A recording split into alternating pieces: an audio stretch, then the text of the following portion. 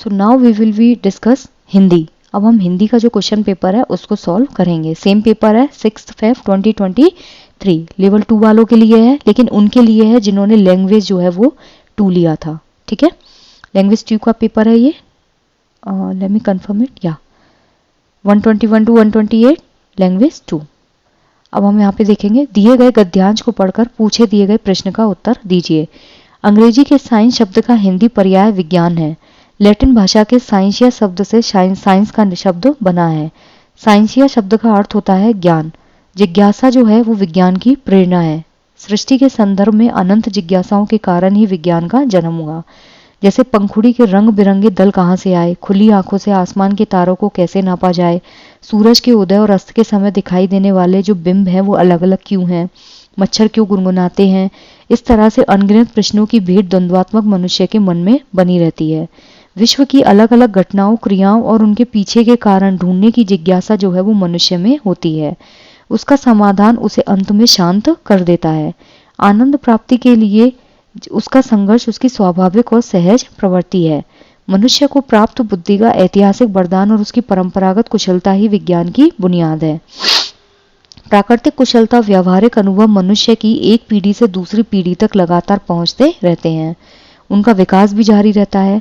मनुष्य की यह कमाई आधुनिक विज्ञान से पहले की है। आधुनिक वैज्ञानिक दृष्टिकोण निरीक्षण, तर्कसंगत विचार और प्रयोग पर आधारित है। बेसिकली इस पूरे पैसेज में बताया है कि जो साइंस है that is the very important part of human life, कि जो पेटल्स होते हैं वो कलरफुल क्यों होते हैं, कौन सी पिगमेंट होती है, फोटोसिंथेसिस कैसे होता है। तो उसके लिए जो वैज्ञानिक दृष्टिकोण है उसमें आपके विचार तर्क संगत होने चाहिए, जहाँ पे आप चीज़ों को लेके तर्क कर सकें। ठीक है, आपकी प्रेरणा ही जो है वही आपको साइंस को पढ़ने के लिए मोटिवेट करती है। अब यहाँ पे सबसे पहला क्वेश्चन है 121, विज्ञान शब्द में वी जो है वो क्या है। तो ऑब्वियसली इसमें क्या होगा, वी प्लस ज्ञान। तो ये क्या होगा, संज्ञा शब्द है, नहीं। सर्वनाम है, नहीं। उपसर्ग है, हाँ। प्रत्यय है, नहीं। उपसर्ग जो है वो शब्द के आगे लगकर शब्द का अर्थ परिवर्तन कर देते हैं। जैसे ज्ञान में जब आपने वी उपसर्ग जोड़ा तो क्या बन गया, विज्ञान, अर्थ परिवर्तन हो गया। और प्रत्यय जो होते हैं वो शब्द के अंत में लगकर शब्द का अर्थ परिवर्तित करते हैं। तो इसका करेक्ट आंसर होगा ऑप्शन नंबर 3। नेक्स्ट है क्वेश्चन नंबर 122, अनंत जो है उसका अपोजिट बनाना है। अंत, असीम, अपार और अथा। तो इसका जो करेक्ट आंसर होगा दैट इज ऑप्शन नंबर 1। अंत जो खत्म हो जाए, अनंत जो कभी भी खत्म ना हो, असीम बहुत ज्यादा जो गहरी चीज होती है, बहुत बड़ी, अपार जिसकी कोई सीमा ही ना हो, अथा जो बहुत गहरा हो। नेक्स्ट है क्वेश्चन नंबर 123, सृष्टि जो है उसका पर्याय नहीं है। विश्व, संसार, जगत और पृथ्वी। तो इसका जो करेक्ट आंसर होगा ऑप्शन नंबर 4। सृष्टि मीन्स आपका जो वर्ल्ड है, विश्व आएगा इसमें, संसार, जगत आएगा, लेकिन पृथ्वी जो है वो सृष्टि का पर्यायवाची नहीं है। नेक्स्ट है क्वेश्चन नंबर 124, विज्ञान की प्रेरणा है आस्था, कर्मकांड, जिज्ञासा और विश्वास। तो विज्ञान की जो प्रेरणा है वो क्या होगी, आपकी जिज्ञासा जो है वो विज्ञान की हमेशा प्रेरणा होती है। तो 124 का करेक्ट आंसर होगा जिज्ञासा। यहाँ पे ये चीज लिखी हुई भी थी, जिज्ञासा क्या है, विज्ञान की प्रेरणा है। नेक्स्ट है क्वेश्चन नंबर 125, जिज्ञासा के समाधान से मनुष्य अशांत हो जाता है, शांत हो जाता है, दुखी हो जाता है और सशंकित हो जाता है। तो ऑब्वियसली जब आपको किसी चीज की नॉलेज हो, मतलब बोलते नहीं है किसी चीज को मतलब आपको सॉल्व करना हो, तो जैसे ही आप उसका सॉल्यूशन ढूंढ लेते हैं तो उस केस में क्या होते हैं, आप सेटिस्फाई हो जाते हैं, यानी कि शांत हो जाता है। So the option 2 is correct.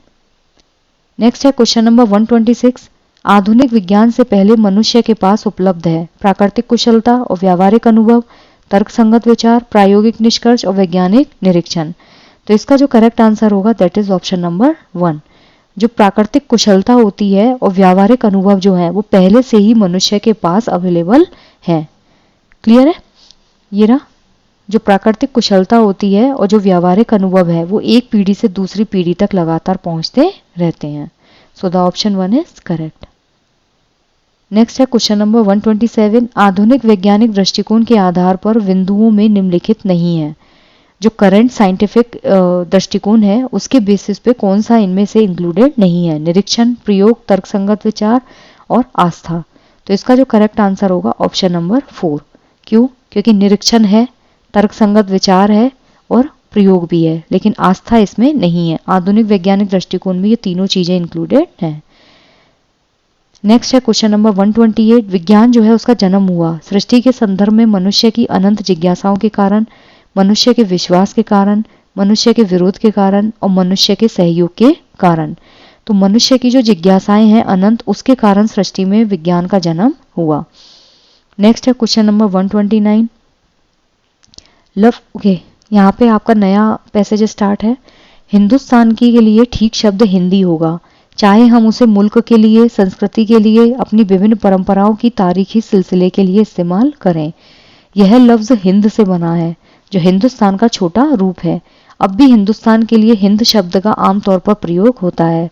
पश्चिमी एशिया के मुल्कों में, ईरान और टर्की में, इराक, अफगानिस्तान, मिस्र और दूसरी जगह पे हिंदुस्तान के लिए बराबर हिंद शब्द का इस्तेमाल किया जाता है और इन सभी जगहों में हिंदुस्तानी को हम हिंदी कहते हैं।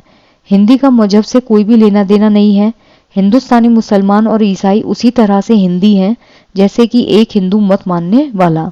अमेरिका के जो भी लोग हिंदुस्तानियों को हिंदू कहते हैं बहुत गलती नहीं करते। अगर वे हिंदी शब्द का प्रयोग करें तो उनका प्रयोग बिल्कुल ठीक होगा।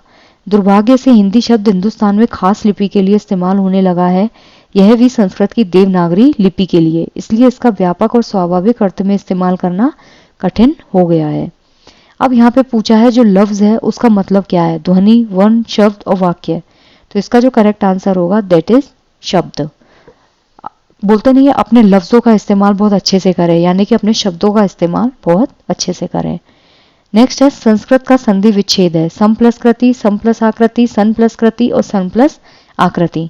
तो इसका जो करेक्ट आंसर होगा दैट इज ऑप्शन नंबर 1। इसमें कौन सी संधि होगी, व्यंजन संधि। जिसमें हलंत लग जाता है ना दैट इज ऑलवेज योर व्यंजन संधि। संस्कृति आधा स जो है वो किस में कन्वर्ट हो जाएगा, म में, ठीक है। और ये म पीछे क लगने की वजह से क्या होगा, फर्स्ट लेटर जो होता है उसी का आधा लेटर ये बन जाता है। So the option 1 is correct. Next है क्वेश्चन नंबर 131। हिंदी की लिपि है संस्कृत, हिंदुस्तानी, हिंद और देवनागरी। हिंदी की लिपि कौन सी है आपकी, देवनागरी लिपि। नेक्स्ट है क्वेश्चन नंबर 132।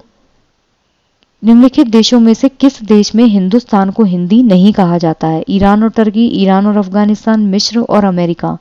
तो इसका जो करेक्ट आंसर होगा ऑप्शन नंबर 4, जो अमेरिका है वहां पे हिंदुस्तानी को हिंदी नहीं बोला जाता है। नेक्स्ट है क्वेश्चन नंबर 133। किसके लिए हिंदी शब्द का उपयोग नहीं होता है, मुल्क के लिए, धर्म के लिए, संस्कृति के लिए और परंपराओं के लिए। तो इसका जो करेक्ट आंसर होगा धर्म के लिए हिंदी शब्द का उपयोग नहीं होता है, ठीक है। नेक्स्ट है आपका क्वेश्चन नंबर 134। अमेरिका के लोग हिंदुस्तानियों को क्या कहते हैं, हिंदू, मुसलमान, ईसाई और हिंदी। अमेरिका के लोग हिंदू लोगों को हिंदी कभी भी नहीं बोलते हैं।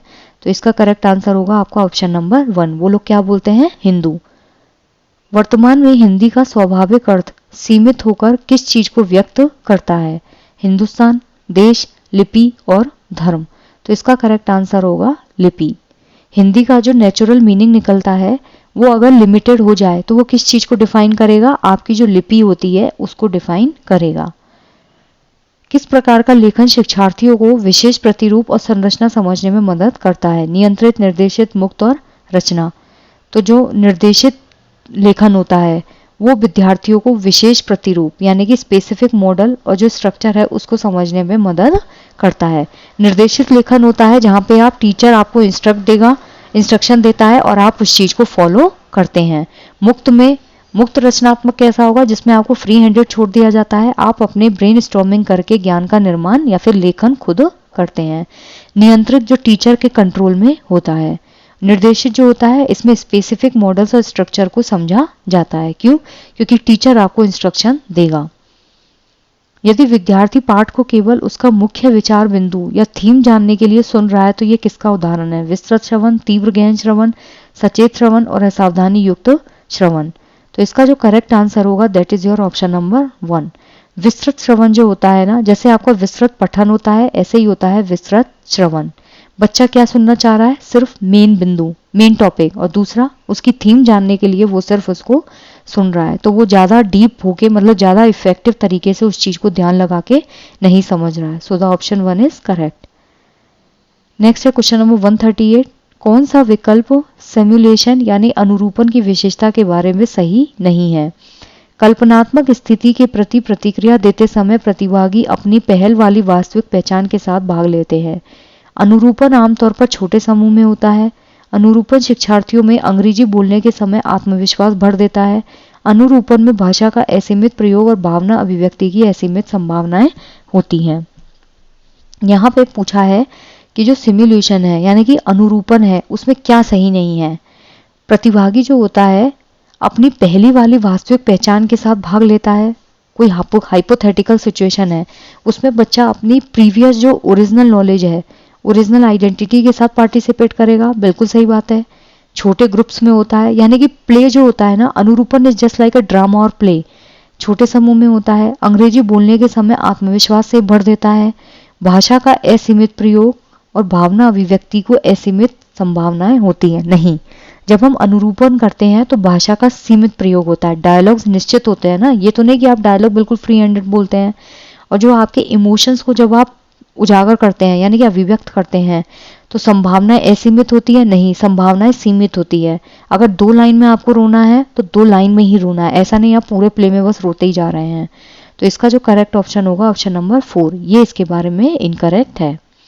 वह कौन सी पठन युक्ति है जो शिक्षार्थियों को लेखक का दृष्टिकोण समझने, तर्क का मूल्यांकन करने और पाठ्य सामग्री के प्रति गहरी समझ बनाने में योगदान देती है? निष्कर्ष, विश्लेषण, एक्सट्रापोलेशन और सिम्युलेशन। तो इसका जो करेक्ट आंसर होगा that is option number 2। Analysis जो होता है ना, जब आप किसी भी चीज को एनालाइज करते हैं, लेट सपोज अगर आप इसी क्वेश्चन को एनालाइज कर रहे हैं तो सबसे पहले तो आप इस क्वेश्चन में लिखा क्या है उस चीज को समझने की कोशिश करेंगे, फिर उसका इवेल्युएशन करेंगे कि एग्जैक्टली इसमें आंसर हो क्या सकता है, और फिर आप उसकी डीप नॉलेज जब तक अपने दिमाग में नहीं लाएंगे आप उसका आंसर नहीं कर पाएंगे। सो एनालिसिस इज करेक्ट। निम्नलिखित में से किसके द्वारा शब्दों का इतिहास, मूल रूप पता चलता है और यह भी पता चलता है कि शब्द कैसे बने, समय के साथ उनका अर्थ में बदलाव कैसे हुआ? व्युत्पत्ति विज्ञान, आकृति विज्ञान, ध्वनि विज्ञान और अर्थ विज्ञान। तो इसमें जो व्युत्पत्ति विज्ञान है यानी कि उसका ओरिजिन क्या है, और यहाँ पे पूछा क्या है, मूल रूप कैसे पता लगता है, शब्दों का इतिहास कैसे मालूम चलता है, शब्द बना कैसे और समय के साथ उसका अर्थ कैसे चेंज हुआ, ये सब क्या होता है, व्युत्पत्ति विज्ञान। आकृति विज्ञान, जैसे आपने आम लिखा तो ये ऐसे बना है फिर ये ऐसे लगा है, ये होता है आपका आकृति विज्ञान। ध्वनि विज्ञान होता है स्वर और व्यंजन जो है उनका बोलना, फोनेटिक्स जो होता है। अर्थ विज्ञान, किसी भी शब्द का अर्थ निकालना ही आपका अर्थ विज्ञान होता है। और व्युत्पत्ति विज्ञान में क्या होता है, किसी भी चीज की जो हिस्ट्री होती है उसके बारे में मालूम किया जाता है। नेक्स्ट है क्वेश्चन नंबर 144। निम्नलिखित में से किसमें संप्रेषण वाली जीवन की वास्तविक स्थितियों का प्रयोग किया जाता है? रचनावादी भाषा शिक्षण, समग्र भाषा शिक्षण, संप्रेषणात्मक भाषा शिक्षण और संरचनात्मक भाषा शिक्षण। तो इसका जो करेक्ट आंसर होगा दैट इज ऑप्शन नंबर 3। निम्नलिखित में से कौन सा कम्युनिकेशन जो होता है ना उसमें रियल कंडीशंस को यूज किया जाता है? रचनावादी भाषा शिक्षण जो होता है इसमें बच्चा अपने जो रियल लाइफ सिचुएशन है उनको यूज में लेके ज्ञान का निर्माण खुद करता है। समग्र भाषा शिक्षण में आप पूरी चीजें जो है उनको एक साथ एनालाइज करते हैं। संरचनात्मक भाषा शिक्षण में आप चीजों को खुद ही संरचित करते हैं। लेकिन जो संप्रेषणात्मक भाषा शिक्षण है उसमें कम्युनिकेशन वाली जीवन की वास्तविक स्थितियों को यूज किया जाता है। निम्नलिखित में से किसका तात्पर्य है पाठ्य सामग्री में से अप्रत्यक्ष तरीके से तथ्य और विवरण को खोज लेना? विश्लेषण, व्याख्या, एक्सट्रापोलेशन और निष्कर्षण। तो इसका जो करेक्ट आंसर होगा that is your option number 4। क्यों? क्योंकि पाठ्य सामग्री जो होती है उसमें से इनडायरेक्ट तरीके से जब आप फैक्ट्स और जो कॉन्सेप्ट है उसको निकाल लेते हो तो उसे हम क्या बोलते हैं, किसी भी चीज का निष्कर्ष निकालना। किसी भी चीज का जब आप सारांश निकाल देते हैं, समराइज कर देते हैं, तो वो इनडायरेक्ट मेथड में आप फैक्ट्स को फाइंड आउट करते हैं। व्याख्या होता है जब हम किसी भी चीज को बहुत ही डिस्क्रिप्टिव मेथड से समझाने की कोशिश करते हैं। विश्लेषण होता है चीजों को समझना, ठीक है। जैसे कोई भी टॉपिक अगर आपको दिया है तो उस टॉपिक में हम क्या करते हैं, चीजों को फाइंड आउट करने की कोशिश करते हैं कि ये चीज हो रही है तो क्यों हो रही है, ठीक है। That is called your analysis. और जो एक्सट्रापोलेशन होता है वो आपकी ग्रोथ रेट जो है उससे हम मालूम करते हैं, ठीक है। अब नेक्स्ट क्वेश्चन है आपका क्वेश्चन नंबर 143। भाषा अधिगम की जो केंद्रीयता है उससे क्या तात्पर्य है? भाषा शिक्षण का मुख्य उद्देश्य केवल विषय वस्तु पर केंद्रित होना चाहिए। केवल लगाया, विषय वस्तु के अधिगम में भाषा के बारे में विचार करने की जरूरत ही नहीं है। भाषा अधिगम जो होता है वो मूलतः विषय वस्तु का ही अधिगम है। प्रत्येक विषय वस्तु का अधिगम मूलतः भाषा अधिगम ही है। अब यहाँ पे लैंग्वेज लर्निंग है, भाषा अधिगम है, उसकी केंद्रीयता से मतलब क्या है कि भाषा का जो शिक्षण है उसका मेन पर्पस केवल विषय वस्तु पे केंद्रित होना ही है? नहीं, विषय वस्तु के अधिगम में भाषा के बारे में विचार करने की जरूरत ही नहीं है, ये भी गलत है क्योंकि आपको भाषा पे तो ध्यान देना पड़ेगा। भाषा अधिगम जो होता है वो विषय वस्तु का ही अधिगम है? नहीं, प्रत्येक विषय वस्तु का अधिगम जो होता है वो मेनली भाषा अधिगम ही है। So the option 4 is correct. Next है क्वेश्चन नंबर 144। कौन सा उपागम आदत निर्माण पर ज्यादा बल देता है? संरचनात्मक, व्यवहारवादी, संप्रेषणात्मक और समग्र भाषा उपागम। तो ऑब्वियसली जो व्यवहारवादी उपागम होता है वो आपकी आदत निर्माण पे ध्यान ज्यादा बल देता है। If you remember BF Skinner theory, तो वो क्या है? व्यवहारवादी है। पावलोव क्या है? व्यवहारवादी है। उन्होंने आदत निर्माण पे ज्यादा ध्यान दिया है। जब आप किसी चीज को बार बार रिपीट करने लगते हैं और बार बार उस चीज को करने लगते हैं तो हम उस चीज के उस चीज की आदत हमको लग जाती है। जैसे हम घर जाते हैं, अगर हम एक ही जगह शूज बार बार रखने लग जाएं और थोड़े टाइम बाद अगर हम जगह बदल दें तो सबसे पहला मूव हमारा क्या होगा? जहां पे हम पहले शूज रखते थे हम उसी डायरेक्शन में मुड़ेंगे। क्यों? क्योंकि हमारी आदत का निर्माण हो जाता है। So the option 2 is correct. संरचनात्मक उपागम, जहां अपने ज्ञान का निर्माण बच्चा स्वयं करता है। संप्रेषणात्मक, जहां कम्युनिकेशन जो है वो रियल लाइफ सिचुएशन को यूज करके किया जाता है। समग्र भाषा उपागम, जहां ग्रामर को यूज करके भाषा के एक एक पहलू पर ध्यान दिया जाता है। नेक्स्ट है क्वेश्चन नंबर 145। निम्नलिखित में से कौन सा कथन सही है? मूल्यांकन रचनात्मक है। आकलन का बच्चों के अधिगम से कोई लेना देना नहीं है। अध्यापक की सतत मूल्यांकन में कोई भूमिका नहीं है। आकलन निदानात्मक और उपचारात्मक है। ऑब्वियसली जो असेसमेंट होता है वो कैसा होता है? रेमेडियल और डायग्नोस्टिक। निदानात्मक का मतलब होता है किसी भी चीज को मालूम करना कि बच्चे में कहाँ क्या कमी रह रही है। उपचारात्मक होता है उस कमी को दूर करके उसका उपचार करना। लेट सपोज आप डॉक्टर के पास गए, ठीक है, डॉक्टर पहले क्या करेगा? आपसे बीमारी के सिम्टम्स पूछेगा, फिर वो टेस्ट करेगा, उसमें उसने बीमारी को मालूम किया, वो हुआ आपका निदान। फिर डॉक्टर आपको दवाई देगा और ऑपरेट करेगा, वो होता है आपका उपचार। मूल्यांकन रचनात्मक है, सही है लेकिन इतना नहीं है। तो यहाँ पे जो करेक्ट आंसर होगा दैट इज ऑप्शन नंबर 4। यह किससे पता चलता है कि शब्द किस प्रकार वाक्यों में एक दूसरे के साथ गुथे हुए हैं? अर्थ विज्ञान, आकृति विज्ञान, ध्वनि विज्ञान और वाक्य की रचना। तो वाक्य की जो रचना होती है उसके बेसिस पे ही हम मालूम कर सकते हैं जो शब्द हैं वो कैसे एक दूसरे के साथ ट्विस्टेड हैं। ये सेंटेंस यहाँ लिखा हुआ है, ठीक है, ये एक वाक्य की रचना है।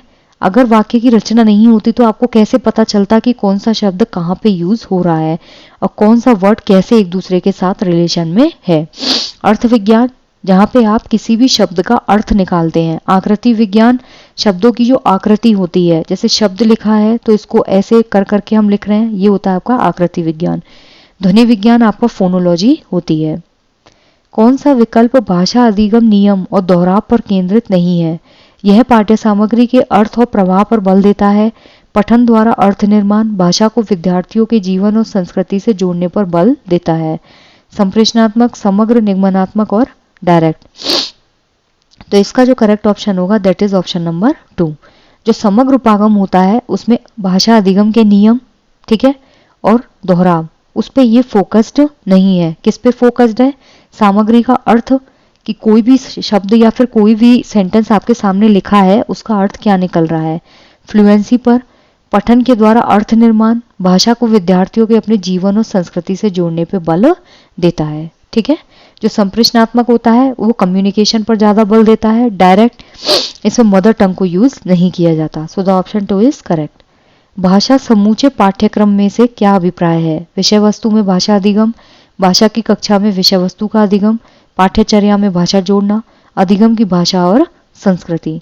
तो इसका जो करेक्ट आंसर होगा कि जब आप करिकुलम में भाषा को जोड़ते हैं दैट इज भाषा समूचे पाठ्यक्रम में।